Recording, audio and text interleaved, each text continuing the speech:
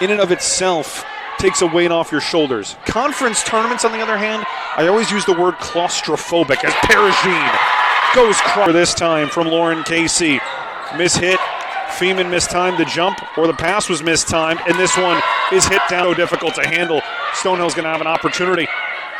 Cross-court ball. Remick into the face and down. Not quite as good, but the most important thing, it's inbounds. Hanley nearly double hits it. Remick takes care of it. 2 set points. A set point. Goes deep, just gets it in play. Turner, close to the net. Burgess. Digital Network, Mason Stelf on the call for you on this Tuesday night. And it's finished game at all yet. So they've gone a little bit bigger as this for Remick and Perigine than they probably could be if DiLorenzo was out there. Unless you're a left-sided, or unless you're a left-handed player. Into the block, stuffed by Feeman. Braden Zamore from Southern Maine. That's D3. This one finds its way to the ground. McCloskey, Wilkie, behind her head. Perigine will dig. She's not just hitting that. She's hitting that where she wants to while flying to the ground. The Hawks still take advantage. Russell, beautiful again. Oh, Remick. Back to serve, goes short. Russell, another beautiful dig. That beautiful combination of power and finesse that when she masters it, it's going to be terrifying for the rest of the NE10. Stonehill, for the first time, has a little bit of breathing room since the first set. Stonehill's going to have an opportunity to play this one in system. Perigine, yes. To set, Perigine goes cross court. This one's going to be tight to the net. McCloskey finishes. In the right place, getting your angles and directing it back into the court. You can see Burgess a little bit frustrated that she couldn't do so there. Hanley at 13 all. Low serve. This is going to be tight to the net. Feeman, no problem. And Perigine at their best at the same time. A serve. Wilkie. And Wood. Low. Tight ball. Allen. Beautiful dig. Perigine. Shot. Coach Zamora can't believe it. Jumping up and down. Burgess to the floor. No. Barbarena digs on the back line. This one's long. Match is over. No touch. Stonehill's won it. They advance in the tightest of circumstances.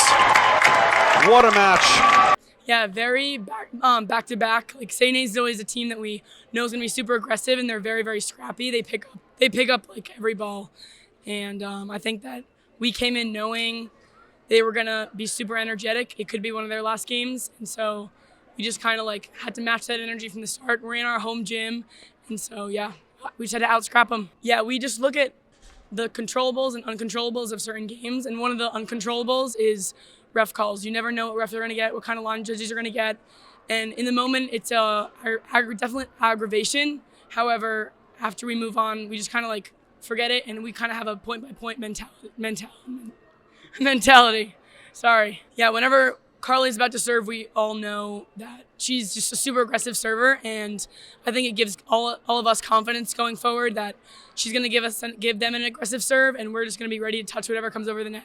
Yeah, New Haven is probably our top competitor right now, and it'll be a great match, very back and forth. I think we're very similar teams, so it'll be a fun matchup, but we definitely know from our senior night what we need to work on, and we'll just be implementing that all practice this week. Well, I don't think our team necessarily panics. I think they play their best when they feel the pressure of those points. Like, we've had a lot of opportunities this season to go extra points. This is like you said, a really hard-fought game, and when it comes down to the wire, like we had opportunities to win before it got to extra points, and we just didn't execute. But I think we have nothing but confidence in ourselves when we absolutely have to have it.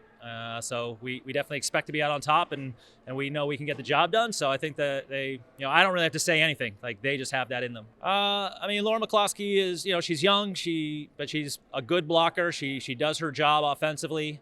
And really what it does is it allows us to run a 6-2 and put Shannon Burgess on the right side.